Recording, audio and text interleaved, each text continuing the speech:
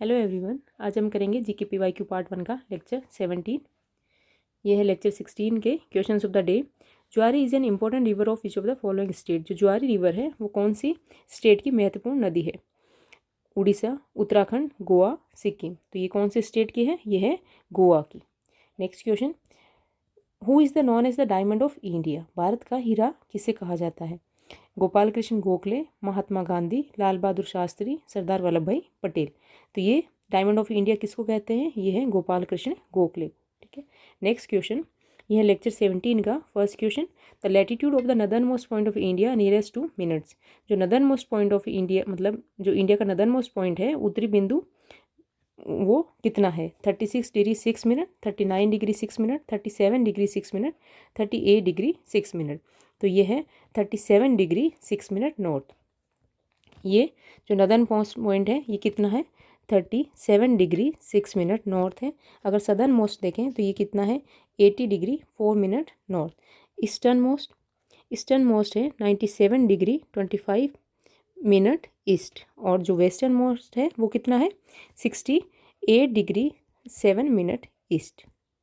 ठीक है, ये हो गया 68 डिग्री 7 मिनट।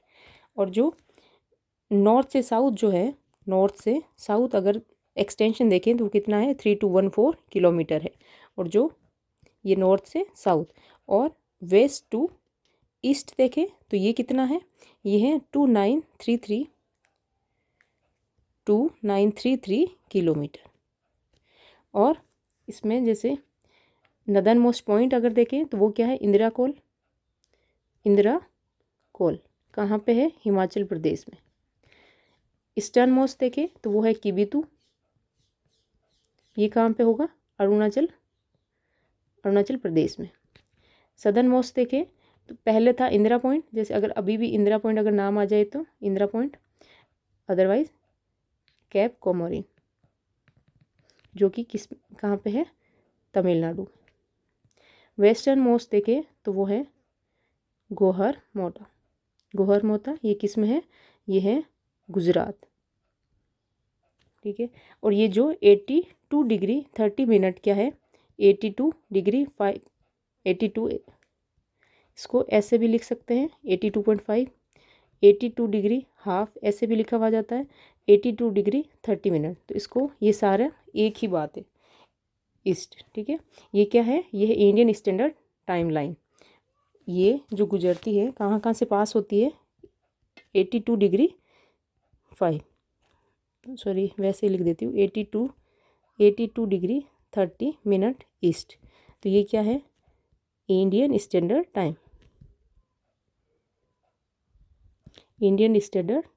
टाइम लाइन जो है ये कहाँ से पास होती है? इसको ऐसे याद करेंगे, MOUCA, मौका। तो एम से है, एम से क्या हो जाएगा? MP, U से उड़ीसा, U से यूपी। और जो यूपी में मेन कहाँ का ये टाइम लिया गया है? ये है नैनी मिर्ज़ापुर। क्योंकि ये क्या करता है? जो नैनी है मिर्ज़ापुर जो यूपी में, वो इंडिया को 2 पार्ट में डिवाइड करता है इक्वली। ठीक है। C से क्या हो जाएगा? छत्तीसगढ़। A से आंध्र प्रदेश। और जो ट्रॉपिक ऑफ कैंसर है वो कितनी है? 23 डिग्री एंड हाफ। ये और इंडियन स्टैंडर्ड टाइम मतलब 82 डिग्री एंड 30 मिनट। तो ये आपस में जो कहाँ पे क्रॉस करेगी? ये करेंगी छत्तीसगढ़ में। ठीक है। और अगर ट्रॉपिक ऑफ कैंसर का देखें तो ये कहाँ से पास होती है?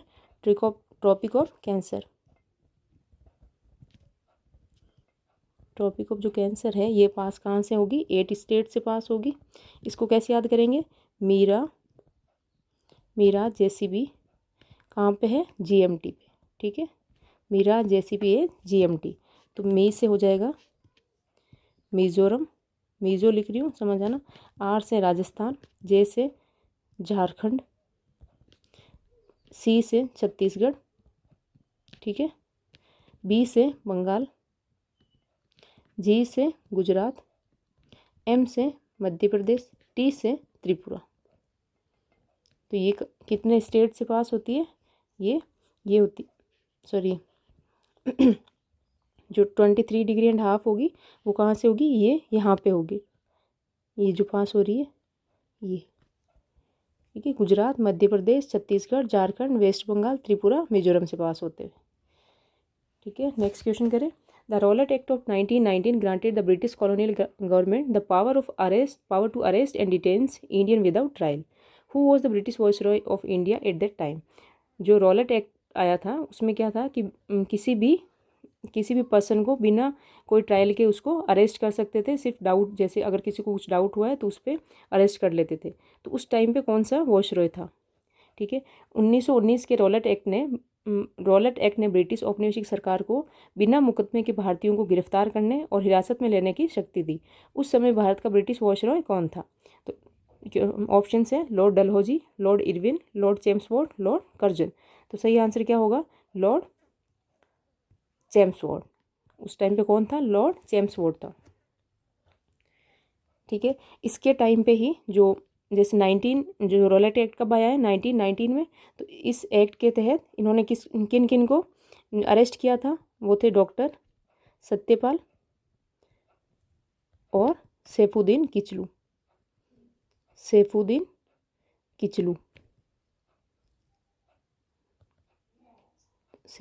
किचलू, इनको जब अरेस्ट किया था तो इनके अरेस्ट के अपोज करने के लिए जलियांवाला बाग में जब वो इकट्ठे हुए थे लोग, तो उस टाइम पे जो जनरल डायर ने क्या कराया था, उन पर गोलियां चला दी थी। और 13 अप्रैल 1919 को क्या हुआ, जलियांवाला बाग हत्याकांड, जलियांवाला बाग मैसेकर। तो ये भी इसके टाइम पे ही हुआ। और जो नॉन कोऑपरेशन मूवमेंट एंड खिलाफत मूवमेंट, ये कब हुए, 1920 से 22। तो ये भी इसके टाइम पे हुए थे। और इसका अगर टाइम पीरियड देखें तो कितना है, 1916 से 1920, ठीक है। लॉर्ड डलहौजी का अगर देखें, लॉर्ड डलहौजी का देखें तो इसका टाइम पीरियड कितना है, 1848 से 1856। और 57 में 1857 की क्रांति हुई थी, तो ये 56 तक था। इसने विडो, रेड से लिख देती हूँ मैं, विडो रीमैरिज एक्ट पास किया, विडो रीमैरिज एक्ट 1856 में पास किया। इसके अलावा वुड्स एजुकेशनल डिस्पैच इसके टाइम पे पास हुआ था, Wood's educational dispatch. First railway line चली, मतलब फर्स्ट रेलवे लाइन स्टार्ट हुई, रेलवे लाइन कहाँ से कहाँ, बॉम्बे टू थाने।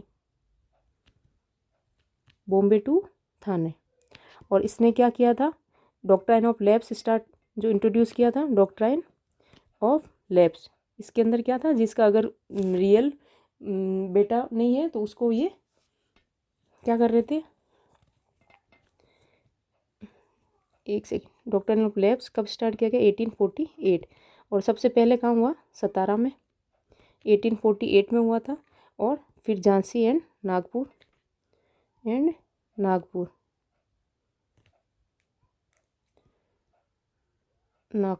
1856 में।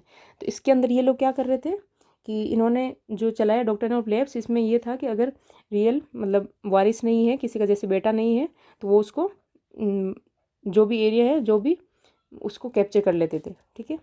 और इसके टाइम पे हुआ एनेक्सेशन ऑफ अवध।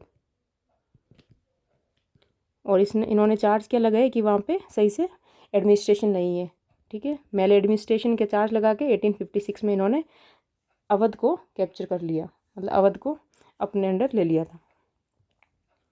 इसके अलावा क्या है, लॉर्ड इरविन का देख लेते हैं। लॉर्ड इरविन है लॉर्ड इरविन है 1926 से 1931। जो गांधी इरविन पैक्ट हुआ था वो याद आना चाहिए इसे सीधा। तो ये इसके टाइम पे क्या हुआ, गांधी इरविन पैक्ट कब हुआ, 1931 में। और इसमें जो राउंड टेबल कॉन्फ्रेंसेज हैं, वो कब हुई थी? 1930, 1931 मतलब फर्स्ट, सेकंड, एंड जो थर्ड हुई थी 1932 में हुई थी। इसके अलावा इस टाइम पे क्या किया?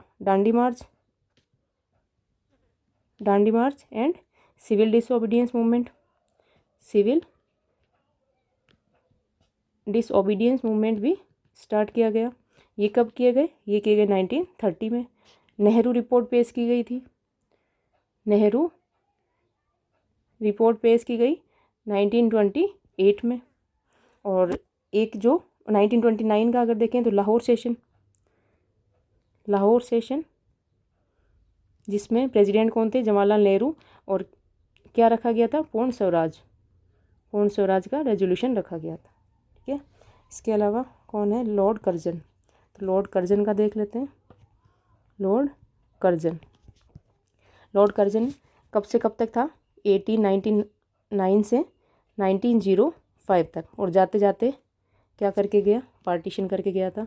तो एक तो इसने इंडियन यूनिवर्सिटी एक्ट पास किया, कब? 1904 में, जो कि इसने अच्छा काम किया। और जब लास्ट में गया तो क्या किया? बंगाल पार्टीशन कर दिया, जो कि कांड करके चला गया। बंगाल पार्टीशन 1905। और एक इसके टाइम का क्वेश्चन आया हुआ है, जो विक्टोरिया मेमोरियल बना था वो इसके टाइम पे ही बना है। बिल्ड, इसने आइडिया दिया था, ठीक है। बिल्ड विक्टोरिया मेमोरियल कहाँ पे है? ये कलकत्ता में। इसका ये क्वेश्चन पूछा गया है, ठीक है। तो यही थे, चेम्सफोर्ड का हो गया, डलहौजी, इरविन, ठीक है। नेक्स्ट क्वेश्चन करें। Deficiency of iodine results in an insufficient amount of the dash hormone. मतलब कौन से हार्मोन, जब डेफिशिएंसी होती है आयोडीन की तो बॉडी में कौन से हार्मोन की कमी हो जाती है? थायराइड, मेलाटोनिन, एड्रेनालाइन और थ्रोम्बोपोएटिन। तो इसका सही आंसर क्या होगा? सही आंसर हो जाएगा थायराइड। जब डेफिशिएंसी होती है आयोडीन की तो क्या होता है? थायराइड होता है, ठीक है। थायराइड हार्मोन में कमी होती है जिसकी वजह से थायराइड हो जाता है। और इसके अलावा अगर देखें जो डेफिशिएंसी से होने वाली है, तो डेफिशिएंसी किसकी? प्रोटीन की। इससे क्या होता है? इससे होता है क्वाशियोरकर, ठीक है, क्वाशियोरकर। इसमें क्या होता है? इसमें बच्चों की जो लेग्स एंड हैंड क्या होते हैं? स्लिम हो जाते हैं। और जो स्टमक है, पेट क्या हो जाता है? बाहर आ जाता है, स्टमक कम्स आउट। इसके अलावा प्रोटीन की कमी से ही एक और होती है मेरेमस। इसमें क्या होता है? इसमें होता है जो मसल्स होती है बच्चों की वो वीक हो जाती है, ठीक है, लूज हो जाती है, मसल्स लूज हो जाती है। और देखें अगर तो जो पोटेशियम है, पोटेशियम की डेफिशिएंसी से, पोटेशियम डेफिशिएंसी, इससे क्या होता है? इससे होता है हाइपोकैलेमिया, ठीक है। और जो एक होता है ओस्टियो बोन्स का जो होता है ओस्टियोपोरोसिस, इसमें क्या होती है? बोन्स वीक हो जाती है। और ये किसकी वजह से होता है? ये होता है विटामिन डी की डेफिशिएंसी से, ठीक है, विटामिन डी की डेफिशिएंसी से। और अगर जो ब्लड है उसमें, ब्लड में, एक सेकेंड यार, ब्लड क्लोटिंग की अगर कमी हो जाए, ठीक है, ब्लड में क्लोट बनना कम हो जाए, तो उससे क्या होता है? हेमोफीलिया, हेमोफीलिया,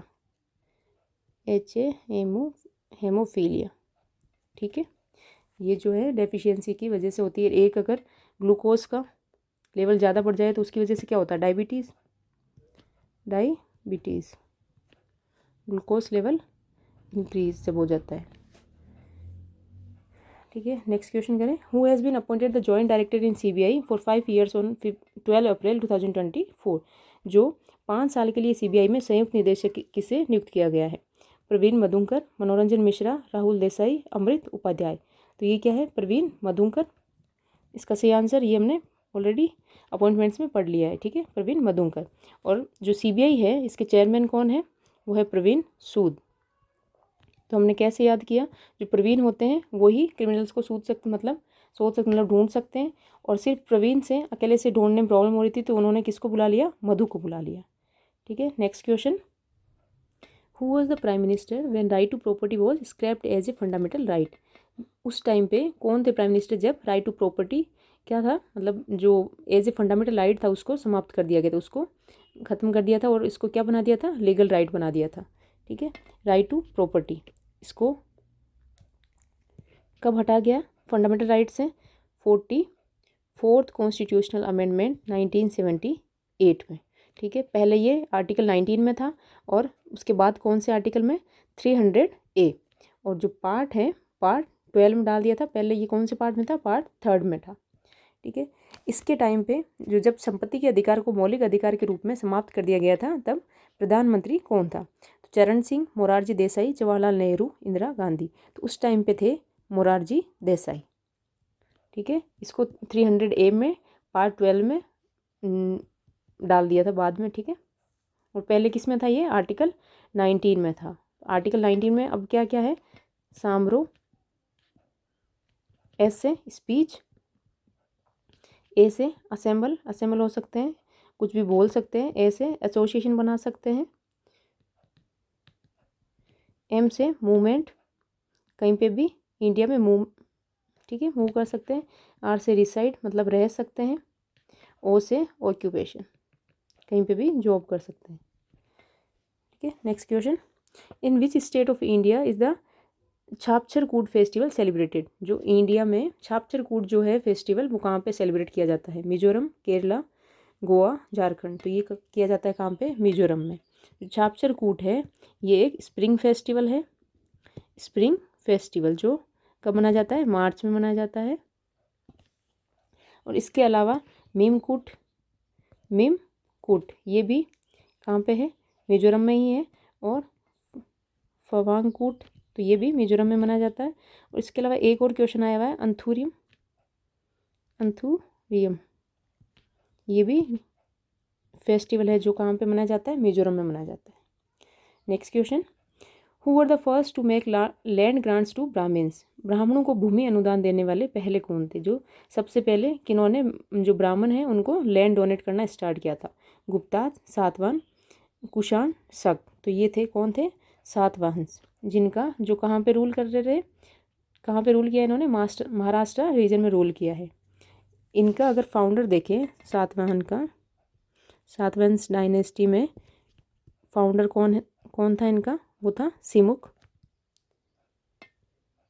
कैपिटल कौन सी थी इनकी, कैपिटल थी पैथान, जो कि कहाँ पे, महाराष्ट्र में। ठीक है, और ये जो इनका अगर सबसे ग्रेटेस्ट रूलर देखें तो वो कौन था, गौतमीपुत्र सतकर्णी। और इनका जो नाम लिखे जाते थे वो पहले किसका लिखा जाता था, मदर लिखा जाता था, मतलब गौतमीपुत्र की। तो सतकर्णी किसका बेटा है, गौतमी का बेटा है। और इन्होंने क्या स्टार्ट किया था, डोनेट करना स्टार्ट किया था लैंड, किसको, ब्राह्मण्स एंड जो बुद्धिस्ट मॉन्क थे उनको, बुद्धिस्ट मॉन्क्स को। इन्होंने जो मॉन्क्स वगैरह के रहने के लिए विहार बनाए थे, जो जहाँ पे क्या रहते हैं वो रहते हैं। तो ये नासिक में एक तो कान्हेरी और कार्ले, ये सातवाहन के टाइम में बनवाए गए। और स्तूप अगर देखें तो स्तूप में अमरावती स्तूप,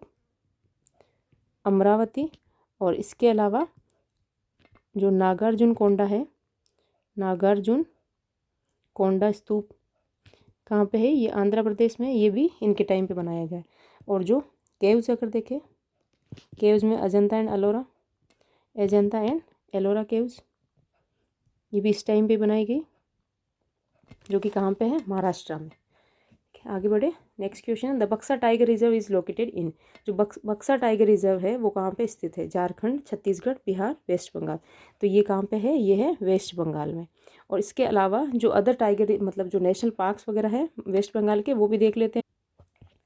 ठीक है, और इसको हम कैसे याद करेंगे, इसको एक ट्रिक, जैसे वेस्ट बंगाल में एक क्या है, जलपरी है जिसका नाम क्या है, जलपरी जिसका नाम है नोरा, ठीक है।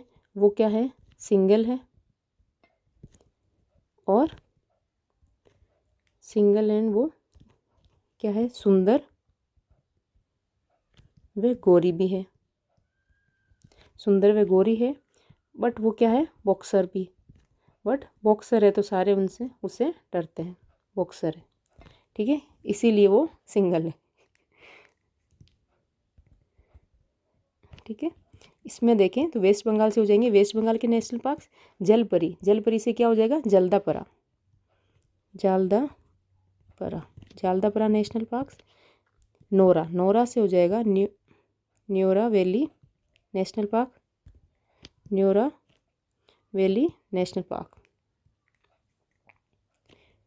सिंगल, सिंगल से क्या हो जाएगा, Singalila national park, Singalila national park. सुंदर, सुंदर से क्या हो जाएगा, सुंदरबन, सुंदरबन नेशनल पार्क। गोरी, गोरी से क्या हो जाएगा, गोरा मोरा, Gorumara national park. Boxer, boxer से क्या हो जाएगा, बक्सर, ठीक है, बक्सर नेशनल पार्क या टाइगर रिजर्व।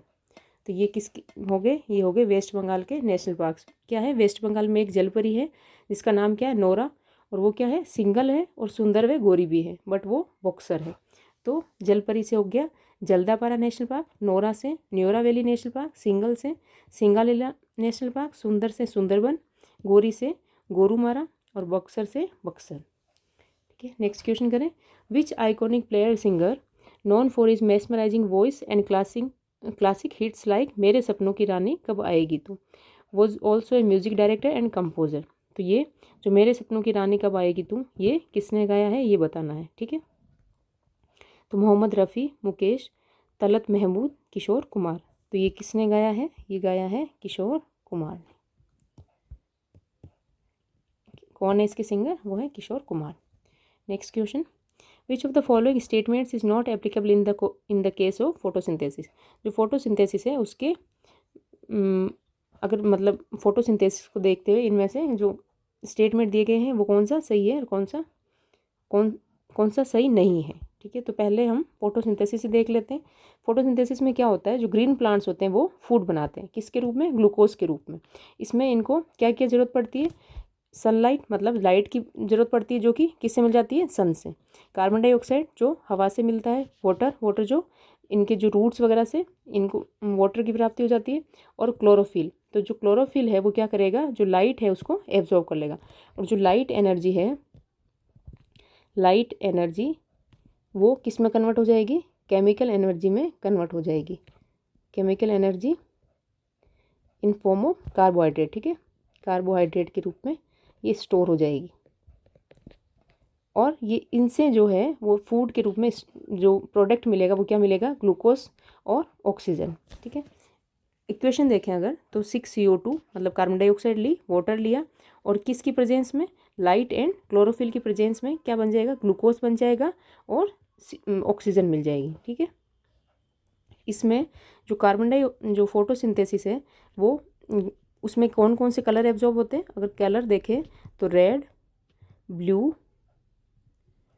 और वॉयलेट, इनकी प्रेजेंस में फोटोसिंथेसिस जो सबसे ज़्यादा जिसकी प्रेजेंस में होता है फोटोसिंथेसिस वो होता है रेड में, ठीक है, मैक्सिमम होगा, और अगर मिनिमम देखें तो वो होगा वॉयलेट लाइट में मिनिमम, ठीक है। अब हम क्वेश्चन देखें तो इसके ऑप्शंस क्या है, फर्स्ट ऑप्शन है it occurs only in colourless anaerobic bacteria. तो ये केवल रंगहीन अवायवीय बैक्टीरिया में होता है, तो ये किस में होता है, ये तो ग्रीन प्लांट्स में होता है, ठीक है, ग्रीन प्लांट्स में। तो ये क्या हो गया, गलत हो गया, तो ऑप्शन तो यही हो गया। नेक्स्ट वो ऑप्शंस भी देख लेते हैं, ठीक है। इसका सही आंसर क्या हो गया, फर्स्ट हो गया। Oxygen is evolve as a by product, मतलब ऑक्सीजन एक प्रोडक्ट के रूप में मिलता है, तो ये सही है। Cell pigments are evolve in the reaction, तो इसमें कई सारे वर्णक शामिल होते हैं जैसे क्लोरोफिल वगैरह, तो ये भी सही है। Light energy is converted into chemical energy and stored in the form of carbohydrates, तो क्या होता है, प्रकाश ऊर्जा को रासायनिक ऊर्जा में परिवर्तित किया जाता है और कार्बोहाइड्रेट के रूप में संग्रहित किया जाता है, तो ये भी हमने देखा, ये भी सही है, ठीक है। आगे बढ़े, next question, the the part of the Himalayas lying between Sutlej and which river is known as Kumaon Himalaya. जो कुमाऊं हिमालय है वो कौन कौन सी रिवर के बीच में लाइंग मतलब सिचुएटेड है। तो सतलज और किस नदी के बीच स्थित हिमालय का हिस्सा कुमाऊं हिमालय के नाम से जाना जाता है। इंडस, काली, ब्रह्मपुत्रा, तीस्ता। तो ये किस किस के नदी के बीच में है, ये है सतलज और काली रिवर। ठीक है, इसको हम देखें तो ये है जो रीजनल हिमालयाज का जो डिवीज़न है ये कौन सी है, ये है इंडस रिवर और ये सतलज रिवर। तो ये जो पोर्शन हो गया इसको क्या कहेंगे, पंजाब हिमालय। ठीक है, पंजाब हिमालय। इसको कैसे याद करोगे, IPS। तो IPS से क्या बन जाएगा, इंडस रिवर, पंजाब हिमालय और सतलज रिवर के बीच में जो इंडस और सतलज के बीच में है वो क्या है, पंजाब हिमालयाज है। तो IPS बना लो। ठीक है, नेक्स्ट फिर जो है वो है सतलज रिवर और ये कौन सी हो गई, काली रिवर, जो भी हमने क्वेश्चन में देखा। तो इसको क्या कहेंगे, इसको कहेंगे कुमाऊं हिमालयाज। तो सतलज रिवर और काली रिवर। तो इसको कैसे याद करोगे, SKK। ठीक है, शक, इसको ऐसे याद कर लो, शक।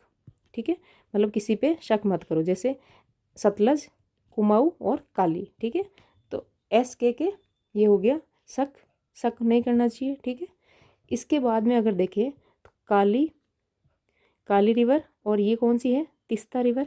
तो ये जो पोर्शन है ये क्या है, नेपाल हिमालय। इसको क्या कहेंगे, नेपाल हिमालय। तो ये किसके बीच में है, काली रिवर और तीस्ता। तो इसको कैसे याद करोगे, इसको KNT। तो इसको कैसे याद करोगे, नाटक नहीं, TKN, TNK, NKT। ठीक है, अभी देखते हैं इसको कैसे याद करना है। ठीक है, नेक्स्ट देखें तो ये है तीस्ता रिवर और दिहांग रिवर। ठीक है, दिहांग रिवर और तीस्ता रिवर के जो बीच का है रीजन, इसको क्या कहेंगे, असम हिमालयाज। ठीक है, तो इसमें क्या है, TAD। तो TAD, इसको TAD से याद कर लो। ठीक है, और ये जो है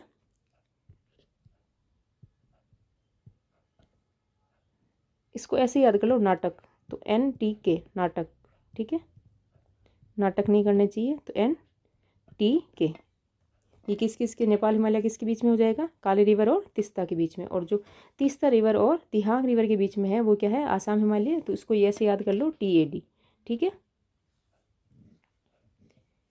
नेक्स्ट क्वेश्चन करें, what is the rank of India in world press freedom index 2024। जो वर्ल्ड प्रेस फ्रीडम इंडेक्स है 2024 का, उसमें इंडिया की कौन सी रैंक है। विश्व प्रेस स्वतंत्रता सूचकांक 2024 में भारत का रैंक क्या है, 161, 150, 159, 155। अगर 2024 की बात करें तो वो है 159 और 161 जो है ये थी 2023 में। ठीक है, और ये कौन रिलीज़ करता है, ये करता है रिपोर्टर्स विदाउट बॉर्डर। ठीक है, ये रिलीज़ करता है रिपोर्ट विदाउट बॉर्डर्स, जो प्रेस फ्रीडम इंडेक्स है, वर्ल्ड प्रेस फ्रीडम इंडेक्स, ये जारी करता है।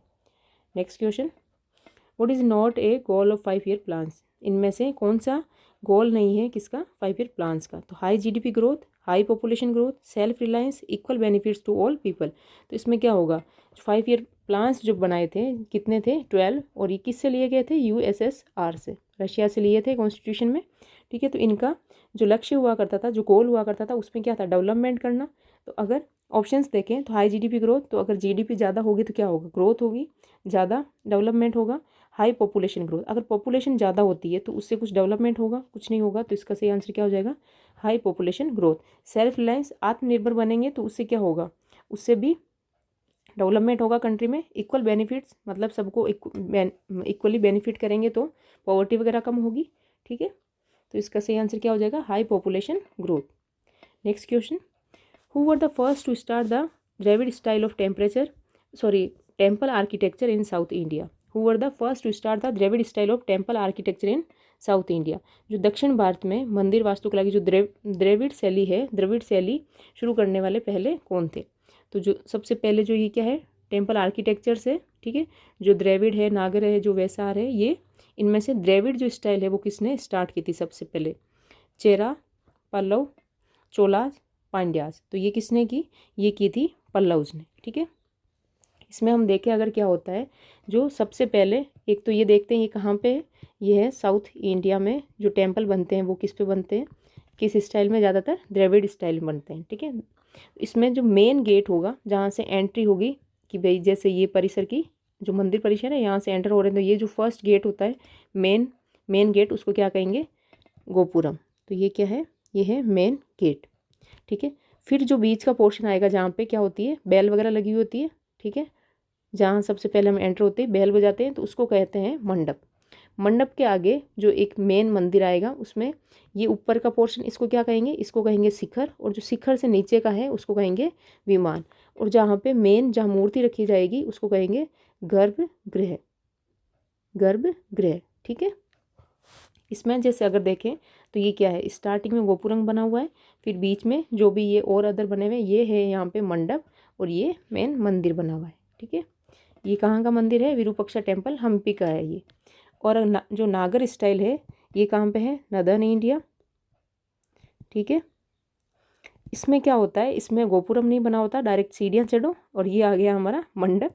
मंडप में क्या है, ये छोटे छोटे ऐसे मंदिर कैसे बने होते हैं, और यहाँ पे क्या होता है, घंटियाँ लगी होती है, और फिर होता है मेन जो मंदिर है वो, उसमें ये सेम ये गर्भगृह ही होता है जहाँ पे मेन मूर्ति रखी होती है, और ये शिखर। इसमें शिखर में क्या है, जैसे ये सीढ़ियाँ टाइप ऐसे ये जिगजैग से जो है वैसे होता है, जो विमान होता है ऊपर, और इसमें जो है इसमें ये गोलाई में होता है। ठीक है, तो ये फ़र्क है इसमें नागर और द्रविड़ में। इसमें जैसे ये है स्टार्टिंग में ये जो मंडप यहाँ पे वो बेल वगैरह लगी होगी, और अंदर जाएंगे तो ये क्या होगा, मेन मंदिर है, यहाँ पे ये मूर्ति जा रखी होगी वो होगा गर्भगृह, और यहाँ पे ऊपर जो नॉर्दर्न जो टेम्पल है उनमें क्या होगा, एक कलश टाइप का सा बना हुआ होगा, ये गोल करके ऐसे कलश टाइप के से लगभग सारे हमारे जो इधर के मंदिर हैं उनमें। ठीक है, और इसके अलावा जो एक है वेसार, इसमें क्या होता है, ये होता है दोनों का, जैसे द्रविड़ प्लस नागर, ये दोनों का मिक्सचर है। ठीक है, और ये कहाँ पे है, ये है सेंट्रल इंडिया में, यहाँ पे जो मंदिर बनते हैं उनमें दोनों का मिक्सचर बनता है। ठीक है, आगे बढ़े, नेक्स्ट क्वेश्चन है, Raman wants to use a rear view mirror in his vehicle. जो रमन है वो क्या यूज़ करना चाह रहा है, रियर व्यू मिरर यूज़ करना चाह रहा है व्हीकल में, तो which type of mirror should he pick for it. इसके लिए वो कौन सा किस टाइप का मिरर लेगा। रमन अपनी गाड़ी में रियर व्यू मिरर का इस्तेमाल करना चाहता है, इसके लिए उसे किस प्रकार का दर्पण चुनना चाहिए, convex mirrors, concave mirrors, plane mirrors, cylindrical mirrors. तो सिलेंड्रिकल मीन्स बेलनाकार दर्पण। ठीक है, तो कॉन्वेक्स उत्तल दर्पण, कॉनकेव अवतल, प्लेन में प्लेन दर्पण, और सिलेंड्रिकल मिरर मतलब बेलनाकार दर्पण। तो इसमें ये किस टाइप का लेगा मिरर, ये लेगा कॉन्वेक्स मिरर, क्योंकि रियर व्यू मिरर में क्या होगा, जैसे अगर कोई पीछे से ट्रक वगैरह आ रही है तो उसकी हमें छोटी सी इमेज दिखेगी। ठीक है, रियर व्यू मिरर में, तो ये इनको डिमिनिश मतलब छोटा करके दिखाता है, डिमिनिशिंग।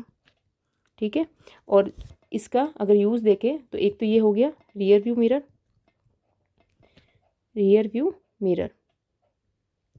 इसके अलावा जो सिक्योरिटी पर्पज़ के लिए जो एटीएम्स वगैरह हम जाते हैं वहाँ पे लगे होते हैं सिक्योरिटी पर्पज़ के लिए। ठीक है, एटीएम याद कर लो। और इसके अलावा देखें तो सन ग्लासेज में भी कौन से यूज़ होते हैं, कॉन्वेक्स मिरर ही यूज़ होते हैं। स्ट्रीट लाइट, जो स्ट्रीट लाइट लगी होती है उनमें भी कॉन्वेक्स मिरर यूज़ किए जाते हैं। कॉनकेव मिरर का अगर देखें तो कॉनकेव मिरर का जो यूज़ होता है ये क्या करता है, मैग्नीफाई मतलब बड़ा करके दिखाता है। तो ये सबसे पहले तो डेंटिस्ट यूज़ करते हैं, दांत वगैरह जब वो चेक करते हैं, डेंटिस्ट। ठीक है, इसके अलावा शेविंग मिरर, उसमें भी जैसे वो लार्ज करके दिखाता है तो शेविंग में यूज़ होता है। और जो सोलर फर्नेसेस जो होते हैं उसमें भी यूज़ किया जाता है। इसके अलावा ये टॉर्च लाइट में यूज़ किया जाता है, कॉनकेव मिरर्स जो है। ठीक है, ये इनमें यूज़ किया जाता है। Next question, who was the first Indian women to write an autobiography. इनमें से जो सबसे पहले इंडिया में वो मतलब कौन सी लेडी है जिन्होंने आत्मकथा लिखी थी। आत्मकथा लिखने वाली पहली भारतीय महिला कौन थी, लक्ष्मीबाई तिलक, बेबी हाल्डर, कमला दास, रसुंदरी देवी। तो ये थी कौन, रसुंदरी देवी, जिन्होंने बंगाली लैंग्वेज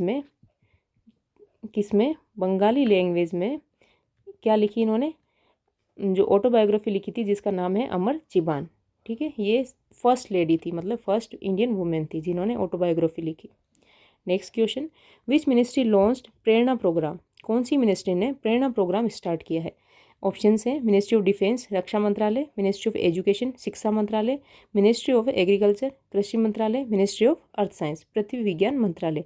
तो ये किया है मिनिस्ट्री ऑफ एजुकेशन ने स्टार्ट। ठीक है, इसका जो एम है वो क्या है? टू डेवलप, बच्चों में क्या डेवलप करना?